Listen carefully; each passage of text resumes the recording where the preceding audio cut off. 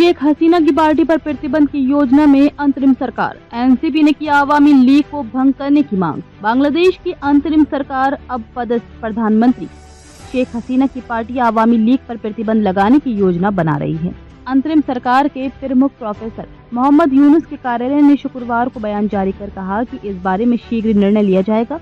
सरकार का ये बयान ऐसे समय में आया है जब नवगठित नेशनल सिटीजन पार्टी एनसीपी के कार्यकर्ताओं ने यूनुस के घर के बाहर प्रदर्शन कर आवामी लीग को भंग करने की मांग की।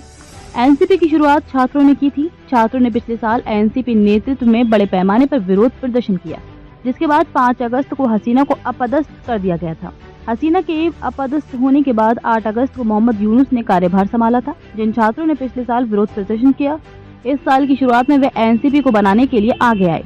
अंतरिम सरकार के बयान के अनुसार सरकार हाल ही में विभिन्न राजनीतिक दलों, संगठनों और लोगों की ओर से आवामी लीग को निरंकुश शासन और आतंकवादी गतिविधियों के आरोपों पर भंग करने की मांग कर गंभीरता से विचार करती है। सरकार ने विभिन्न राजनीतिक दलों से संपर्क स्थापित किया है। उनके साथ परामर्श करके जल्द ही आवामी लीग को भंग करने पर निर्णय लिया जाएगा। बृहस्पतिवार रात एनसीपी के कार्यकर्ताओं ने यूनुस के आधिकारिक आवास जमुना के पास एक अस्थायी मंच बनाया और शुक्रवार को वहीं पर नमाज भी पढ़ी। एनसीपी के इस प्रदर्शन में जमाते इस्लाम, इसके छात्र संगठन इस्लाम छात्र शिविर और हिफाजत इस्लाम जैसे संगठनों के नेता भी शामिल हुए। इस दौरान सरकार ने अपील की कि जब तक फैसला नहीं होता तब तक सभी लोग शांति बनाए रखें। साथ ही कहा कि सरकार ने आतंकवादी छात्र लीग को भंग कर दिया है, जो आवामी लीग से जुड़ा संगठन माना जाता है। आवामी लीग भंग होने की घोषणा तक जारी रहेगा आंदोलन।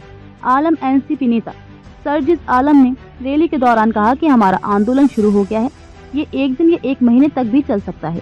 उन्होंने कहा कि हम तब तक सड़कों पर रहेंगे जब तक आवामी लीग पर प्रतिबंध लगाने की घोषणा नहीं हो जाती। इस दौरान कार्यकर्ताओं ने आवामी लीग के खिलाफ नारेबाजी भी की। बाद में प्रदर्शनकारियों ने शाहबाग चौक पर सड़क जाम कर दी। मीडिया रिपोर्टों के अनुसार ये आंदोलन देश के विभिन्न हिस्सों में फैल गया है। इस बीच एनसीपी संयोजक नाहिद इस्लाम ने अपने फेसबुक अकाउंट पर पोस्ट कर कहा कि आवामी लीग के भंग होने के बारे में तत्काल कोई निर्णय आने तक कार्यकर्ता ढाका की ओर मार्च करेंगे।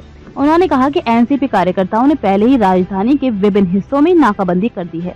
किसी भी राजनीतिक पार्टी पर प्रतिबंध के विरोध में बीएनपी, हालांकि आवामी लीग की मुख्य प्रतिद्वंदी बांग्लादेश नेशनलिस्ट पार्टी बीएनपी ने हसीना की पार्टी को भंग करने की मांग से खुद को अलग कर लिया है।